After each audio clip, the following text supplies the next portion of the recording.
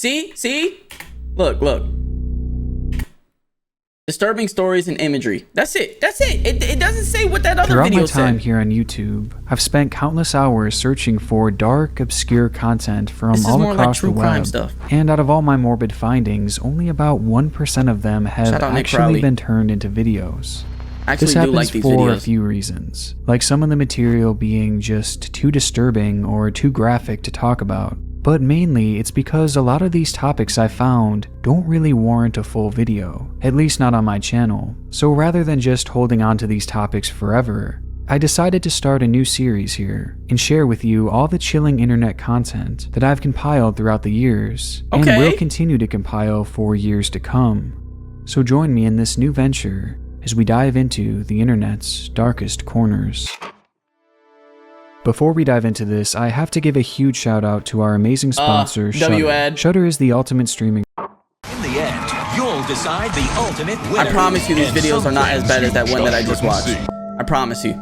It's been over His 15 videos are actually years really since good. the premiere of the now hit show America's Got Talent, a competition program centered around finding the top entertainers in the country.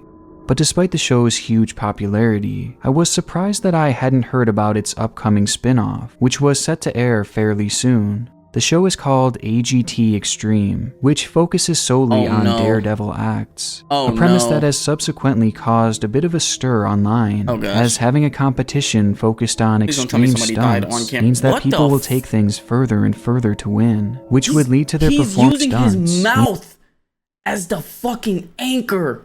Means that people will take things further and further to win, which would lead to their performances getting riskier and riskier over time, pushing the envelope and heightening the danger. With this in mind, many critics have called out the show for how dangerous it could become, and as it turns out, even before the first episode has made it to air, these critics may have already been proven right.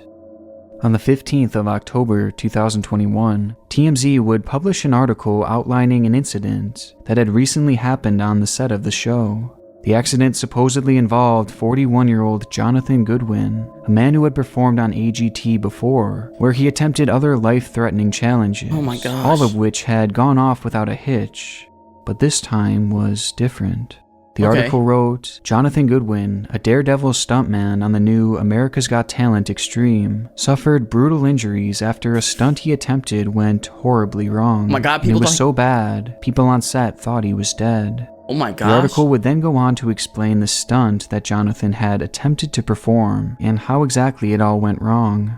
Goodwin was suspended 70 feet in the air in a straitjacket, hanging by his feet from a wire. 2 cars were suspended on either side of him, swinging back and forth. The stunt was for Goodwin to free himself from the restraints, and then fall on an air mattress and avoid getting crushed by the cars as they swung in the air. Oh my gosh. Then something went horribly wrong, and the cars smashed together, sandwiching Goodwin in between them. The impact caused the cars to explode, erupting in a gigantic fireball. Goodwin fell to the ground and hit his head. Yo! The article then mentions that Jonathan's exact conditions weren't known, but that his injuries had been incredibly severe, having to be airlifted to a nearby trauma unit. The scene described sounded absolutely crazy, as the stunt Goodwin had performed sounded unlike anything I've ever seen before. And following the release of this story, curious readers wanted to know more, as they wondered whether the ordeal was filmed, and if that footage would ever get released. But according to the article, this had happened on the day of rehearsal, meaning that there was no live studio audience, and the cameras potentially weren't even rolling. And even if the show had been filming, it seemed highly unlikely that they would ever choose to release this footage. However, as it turns out, during the whole event, another camera had actually been recording on set that day, which just so happened to capture the entire thing. It's unclear who was behind the camera, though many believe that it was likely a staff member who had pulled out their phone to film the act. And somewhat unsurprisingly, just days after the initial report, this very video would emerge, quickly spreading to practically every social media site across the internet. Oh my God, they're gonna show it? The cars are then seen colliding together with extreme force as Goodwin is pinned between them. At that exact moment, the pyrotechnics in both vehicles go off, causing a massive explosion. Jonathan would then collapse 40 feet to the ground below, falling headfirst. The video is horrifying. Oh my gosh, if he didn't get lifted up, he would have cleared. It's easy to understand why people on set thought Goodwin had perished, as every time I watched the clip, I couldn't imagine how anyone could survive such a devastating incident. But shockingly, Goodwin would actually regain consciousness that very day, and despite suffering serious injuries like 2 broken legs and burns throughout his body, he doesn't appear to be in critical condition anymore, as he's even taken to his Instagram page to let his fans know that he's going to be okay. And though his road to a full recovery is clearly going to be difficult, it's still amazing to see him alive and in such good spirits. That is crazy, Following the news breaking on this story, and the video finding its way around the internet, America's Got Talent has halted production on the show, and it's currently unclear where they will go from here. Though if they do decide to carry on with its production, I personally find it likely that this won't be the last time we see an accident. See, if it didn't lift up, when he cut, he would have just fell straight down. Instead of like, it would have been like, and he would have probably cleared the cars. Like this. The wall we share. Wait, is that? Our next story takes us to an obscure Reddit post made back in September of 2020. The story was told Mr. on Rogers? the Legal Advice subreddit, as the original poster, or OP, was seeking help on a situation transpiring with their neighbor.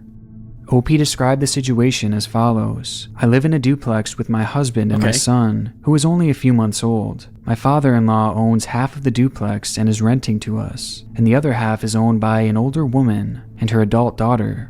My father-in-law has known the woman for over 15 years and told us before we moved in that the daughter was mentally ill and had strong delusions on occasion that caused trouble with the previous tenants.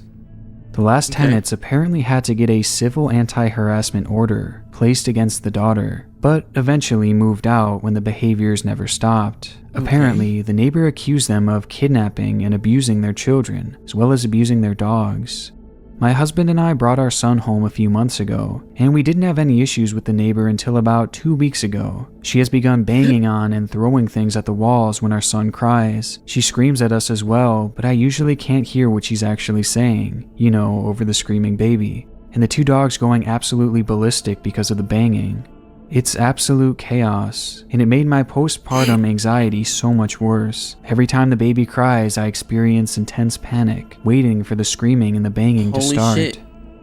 We have called the non-emergency police line twice when I can't handle it anymore and I feel close to a meltdown. And the first time they talked to her and she stopped doing it as often, maybe once every 2 days. Tonight she is back and it is worse than ever. The air quality is so bad right now from the fires that I can't let the dogs out for long to stop them from barking. And the barking makes the baby cry harder, which makes the neighbors scream and pound on the walls harder. The officer I spoke with says that we can try to get a civil anti-harassment order placed, but he knew for a fact that her behaviors never stopped after the last tenants had tried that. And he says his unofficial advice would be to live somewhere else. Is that seriously they literally can't do anything else? Only option? We can't afford to move, but I can't keep living like this. They couldn't do anything about that? Maybe vacate her? Because she's harassed other people in the past? With minimal engagement, as many glossed over the story, not thinking much of it, and those who did respond seemed to have a mixed reaction. Some actually sympathized with their neighbor, as sharing a wall with a screaming baby would obviously not be a fun situation. Yeah, but screaming and pounding on the wall? Really, bro? That's not gonna help anything. You think pounding on the wall is going to make the baby stop crying? That's what I thought. Especially for someone with a mental illness who seems to react negatively to loud stimuli. While others found the neighbor's response to be fairly worrisome, as it was clear that the behavior had been escalating. But whichever side these commenters took, they all seemed to be in agreement on one thing, that there wasn't much OP could do. other than simply move out. I guess and that with makes that, sense. the post quickly faded into obscurity with no resolution to be found, quickly being lost in the endless content of Reddit. But surprisingly, the story wouldn't end there. In fact, nearly 7 months later, an update would be made, thrusting what was once an unknown story into the limelight. Nice. OP's post read, "Update. Neighbor bangs on shared duplex wall when baby cries." My first post never got much attention, but the outcome was pretty wild. 17,000 people upvoted. In October of 2020, my husband and I were renting a duplex where my father-in-law owned the half we lived in. We brought our son home from the NICU in August, and towards the end of September, the neighbor, 40-year-old female, started to pound on the shared wall if she could hear him cry. The pounding escalated over the next 2 months. The neighbor bought a megaphone to yell through the wall and threatened to rip us apart. She called us child predators, and she'd yell obscenities and threats until 3 or 4 in the morning. What the The police were called multiple times, but they responded that nothing could be done about it. One officer said, "I'm going to kill you. See, it doesn't mean anything if I don't actually do it." The elderly mother hadn't been seen in several months, but requests for wellness checks were brushed off. The general advice I got was that as renters we couldn't do anything. It was also suggested that this was reasonable behavior, since the baby crying was probably really annoying. Since my first post, we moved in with my grandmother for our safety. The neighbor ended up busting a softball-sized hole through the shared wall to scream at us, and occasionally just stare at us. The smell that came from that hole was indescribably bad. Our security cameras recorded her coming to my son's nursery window at around 2 a.m., almost daily, just staring and holding her cat. What the It took until the end of January for police to finally be able to enter her property. The elderly mother had been deceased since at least June, and the daughter had the corpse dressed in her Sunday best, rotting in a deadbolted bedroom. The news article said that the mother died from natural causes. The daughter was taken to an inpatient psychiatric facility. See? I knew some shit was up, bro, and the police couldn't do anything. I knew at least checking to see vacate the place, bro. The update came entirely out of left field, yet this lady's timeline made perfect sense, as the daughter's behavior likely escalated not just because of the new child, but also because of the loss of her mother. And without her mother to care for her and keep her in check, it allowed her actions to go way off the deep end, as by the end, she had clearly become completely delusional. However, this is Reddit, and with Reddit comes a slew of fake stories designed to go viral, which alone caused many to instantly write this whole situation off as a hoax. But digging deeper, this doesn't actually seem to be the case, as some would find news articles outlining a virtually identical situation. Oh shit. On the evening of January 29th, a welfare check was conducted at the home of 65-year-old Cynthia Newman. The lady had not been seen in months, and it wouldn't take long for police to figure out why. One article wrote, "The body of Cynthia Newman, 65, was found in a reclining chair with a pillow under her head and body. She was covered in blankets in an attempt to cover the body from sight. Newman's body was covered with insects and showed significant signs of decay, including exposed bone and places where skin was starting to peel off. It also appeared that animals living in the house had started to gnaw at the corpse. Oh my god. Also within the home was Cynthia's daughter, 41-year-old Jacqueline Bebout, who had been living with the corpse for over 7 months, never reporting it to authorities as she, quote, didn't want to be alone. According to the article's... Didn't want to be... People who do that are... Oh my gosh. You are alone. She's gone. If they take her body, nothing's gonna change. You're still not gonna have anyone to talk to. Written on this, Cynthia had died due to natural causes, though her daughter would still wind up being arrested on charges of failing to report human remains, with her sentence landing her in a mental health facility. But hearing this story side by side with these two threads, well, it all adds up, right down to the month that she claimed it happened, leaving me without a shadow of a doubt that this was in fact real. A real story. And as I read OP's post once more, it becomes clear that the strong stench that she was smelling was the smell of a decaying body. And with this context, what started as just an obscure, forgotten post on Reddit has now shifted into one of its more twisted threads. When someone dies, it means they're not alive anymore. What the hell? Reddit is home to a lot of disturbing content, and it's here that we find another thread, with this one requiring no context for its darkness to be understood.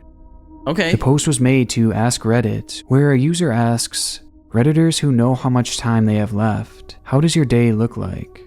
The post proceeded to go viral almost instantly, as hundreds of people flocked to tell their stories, with all of the top results coming from those who actually suffered from some type of terminal illness. Oh gosh. One user wrote, ALS, rapidly progressing. Every day I get worse. Couldn't get my shirt on today. Not really enough strength and energy to eat, though I am being yelled at for losing weight. No pain, for which I am thankful, but unable to do most things we take for granted. Yep. I have T-Rex arms now. Probably won't be able to walk or stand in the next few weeks. Oh my gosh. I am working hard to get the prescription for death with dignity. This is not how I want to live. I think I'll be lucky to make it to Christmas, more like early November at this rate. I don't want to live like this anymore. Shit. Another says, my days are a mixed bag. Some days I don't want to get out of bed, and when I do, I can't seem to find the energy to leave the house. I have tumors all over my spine, so when things go really bad for me, my legs will probably be the first to go. This is my time, and it took me a lot of dying before I could take a deep breath and let go of the stress of living. Sometimes the best thing you can do is crack a beer and watch some TV, and not feel guilty about it. It's easy to feel like you absolutely need to make each day count, but if I'm happy, I'm happy. The examples go on from there, as so many users have come together to share their experiences, and it's interesting to see how all of their answers differ. With some, they preach positivity, and somehow through it all they have found their inner peace, while others, well, are clearly struggling to come to terms with what will soon happen to them. With most feeling guilty for what they have put their families through, and what their families will soon go through once they're gone. It's all just horribly depressing, and unfortunately, it's far worse than I described. As I've left out one devastating note, with that being that this thread is actually over 5 years old. Holy! And those accounts that had shared their stories, both good and bad, have now fallen silent, leaving the accounts responsible for practically all of the top stories in this thread abandoned, with no updates in years. They might be this gone. This thread is no longer a group of people sharing what their last days will look like. It's showing what their last days did look like, as it appears that the vast majority of them are no longer with us, succumbing to the fate that they knew was around the corner, leaving this as, in my opinion, one of the most painful threads I've ever scrolled through. Wait till you see New York from our point of view. An impossible situation. Sunset on top of the world. It's rare to see so many people know how their future is going to turn out and the fate that lies ahead. Most of these do come out of but Reddit, most of the time, the future turns out to be far more surprising than you can ever imagine, which leads us to a website called airliners.net. Where 21 years ago, a group of users began a discussion centered around an impossible situation. But for just a brief moment in time, did that plane just disappear? With the subject line reading, if a 707 hit the World Trade Center. A user named MD90 starts the discussion by saying, when the two towers that made up the World Trade Center were built, they were designed to withstand the impact of the largest airliner of the day, the Boeing 707 Intercontinental. The Empire State Building survived a B-25 medium bomber, crashing into it on a very foggy day. It was during the weekend when most people weren't there, but still, 14 people died. Anyone want to bet that the World Trade Center could survive a 767 impact? Why? This post was met with the response, let's not try that, okay? One terror attempt was enough. From there, others chime in, with one adamantly saying, my bet is no way. Just imagine a fully loaded airliner the size of a 707 slamming into any building. Think about it. And the discussion carried on from there. One person wrote a rather lengthy, well-thought-out response saying, If a 707 or a 757 slammed into the World Trade Center, it might be much more damaging than the case of the B-25 bomber that crashed into the Empire State Building. It is very doubtful any passengers or crew would have survived such a grim scenario. Also, there are probably more people per floor in the World Trade Center compared to the Empire State Building, so casualties in the building will likely be much higher. Jeez Louise. Another user responds by saying the structure itself would survive, as the buildings are surrounded by other buildings, and thus only a hit could take place high up on the structure, meaning not at or really near ground level. If it could somehow penetrate and hit the base, that would take it out completely, but a hit 500 or 600 feet up most likely wouldn't take out the whole thing. Idiots. Within this thread was even an employee who had been working... Just giving the terrorists information. Look at this shit.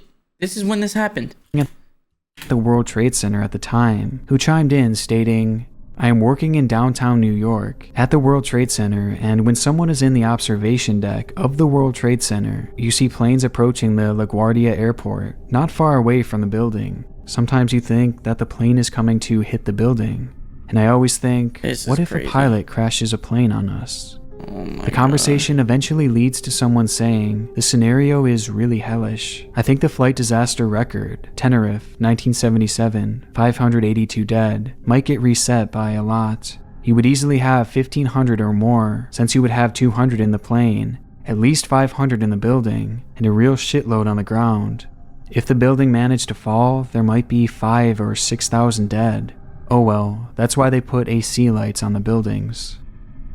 This was the final message written in that thread. A thread based around an impossible situation. A situation that could only live in one's imagination. Or at least at the time it was. Yep. And Not then even 1 year happened. following this thread, 2 Boeing 67 planes would crash into the World Trade Center, forever changing the course of world history. The same planes that user MD90 had referred to when saying, anyone want to bet that the World Trade Center could survive a 767 impact?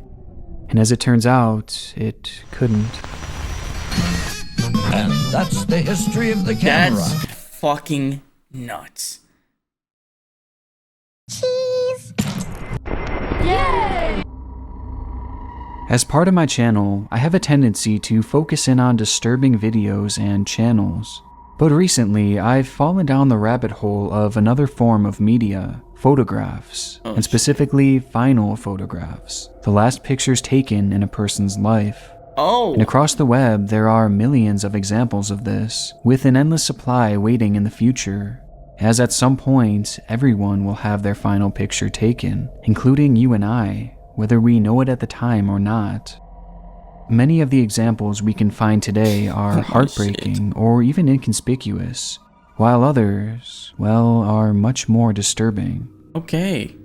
On April 18th, 2021, a torrential rainstorm began to wreak havoc in Houston, Texas, along with many surrounding areas. Flash flood? The rain fell in excess of 24 inches within just a single day, flooding the streets and many of the waterways nearby, leading to roads being completely covered with feet of rushing water. And unfortunately for 21-year-old Darren Mitchell, he would be caught directly in its crossfire. Oh, man. After attempting to make his way home on Highway 105, the floodwaters quickly overtook the road around him to the point that it was impossible for the car to move any longer, leaving Darren stranded in his vehicle at the mercy of the raging water, water that was rising quickly. And given the conditions of that road in particular, well, he knew rescue would likely be a long ways away. Before Darren knew it, the water had made it all the way up to the top of his car as it slowly began trickling in through the crevices. Growing increasingly helpless, Darren decided to call up his family just to tell him that he loved them, while also mentioning that he had managed to make it out of his car and that he believed he was going to be safe. Though sadly, this wasn't actually the case, as just minutes later, he would use his phone to snap this picture. Wow! He would then post the shot to Facebook with the caption, "And all I wanted to do was go home." Moments later, Oh my god, that picture is his daughter. There's a with picture the of him and caption, his daughter. and all I wanted to do was go home. Moments later, worried onlookers would witness Darren's truck begin to roll before flipping over completely and disappearing into the raging water. Darren's body would be recovered days later, leaving him as one of the 5 victims to fall to this deadly flood. Damn. Another chilling final photograph comes from an ex-couple who had been partaking on a hiking trip in the Alabama countryside.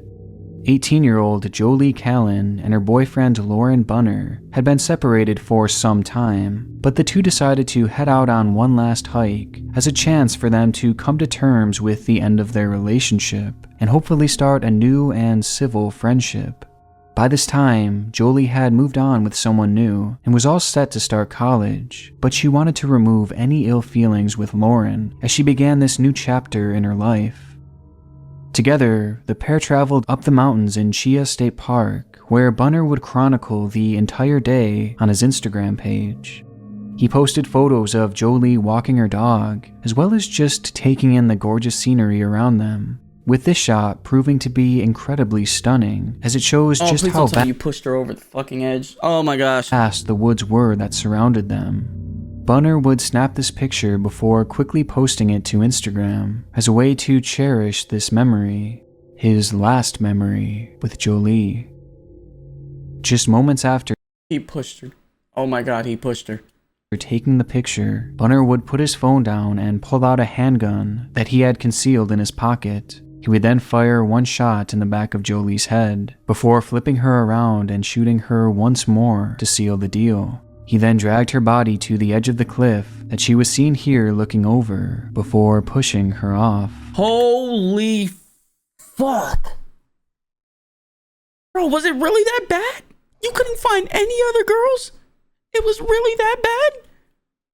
Holy shit. Bunner was arrested that day after turning himself in, as it was clearly an attack done out of jealous rage, as he took exception to the fact that Jolie was moving on with her life, leaving him in the past. Bro, that's just how life is sometimes, bro. You gotta find someone else, dude. And it's likely that in this very moment, Jolie had no idea the fate that she was about to meet, and the plans that Lauren had for her that afternoon.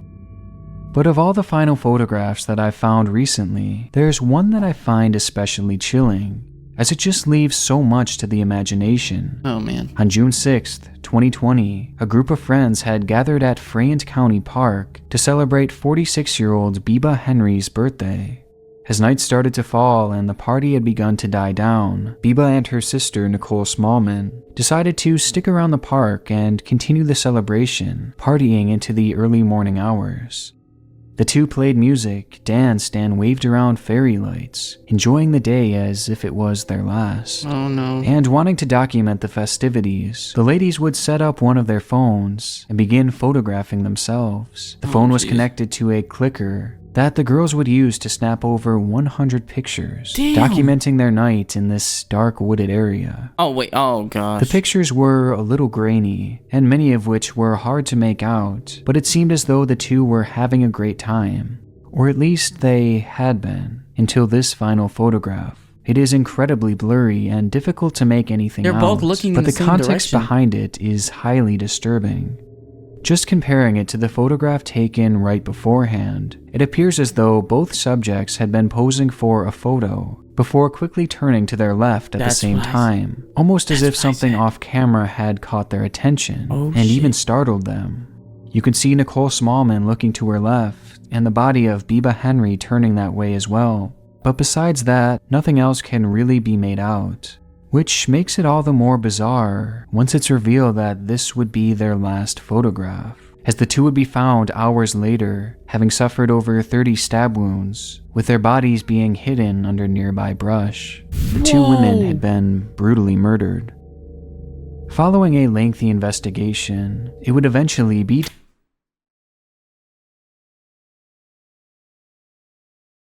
You're telling me... Look, bro, I'm never one to victim blame at all. But I always look at things like this and think, like, why didn't you guys bring, like, a safety thing, something to keep y'all safe? Y'all were camping in the woods and you were gonna stay overnight. Why didn't y'all bring like a BB gun, a rail gun, a knife, a taser, something? Determined that the two had been attacked that morning by 19-year-old Daniel Hassan, and his motive was incredibly bizarre, as he believed that he had made a deal with the devil, who had told him that if he sacrificed 6 people every 6 months, then he would one day win the Powerball jackpot. One day. Daniel truly believed that the only thing standing in the way of him and millions of dollars was the sacrifice of 6 people, and so that's exactly what he tried to do. On the afternoon of Biba Henry's birthday... Shit, bro. Oh my God. If I saw... if I was taking pictures with my homies and I saw some nigga in the woods just out of random... Nigga. Gun. Knife. Taser. Something's getting grabbed, my nigga. Something. I'm not just finna look and then freeze in fear. No, nigga. Something's getting grabbed and I'm fighting you, nigga. Either that or a nigga is running away, bro. If it was me and my girl, I'm grabbing her by the arm and I'm running away. Or I'm picking some shit up and I'm you know what I'm saying? Like, Daniel had seen their group in the park celebrating, and when the crowd dispersed to just 2 people, he decided it would be the perfect chance to perform his sacrifice.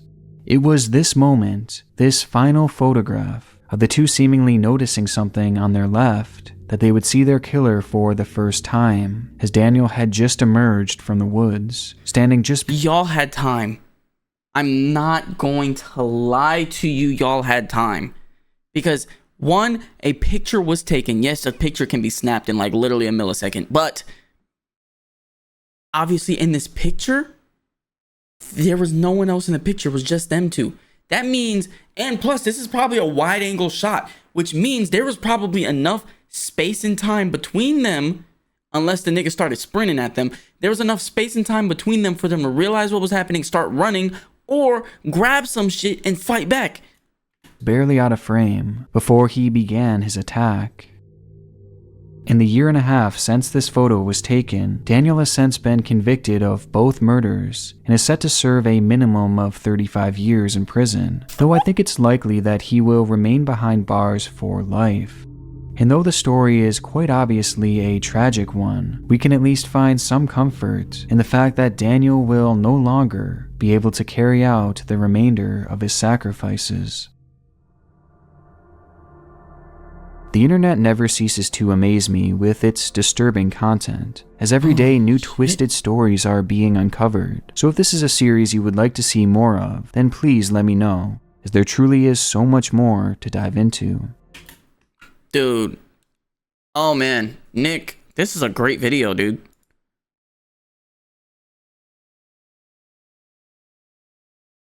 This was a great video, dude. I'm not gonna lie. See, I mean, this is what I was saying earlier, guys. It's like the videos, they are disturbing a little bit, but it's not terrible. Like, this one wasn't as bad as that CP one. Jeez Louise. But yeah, bruh.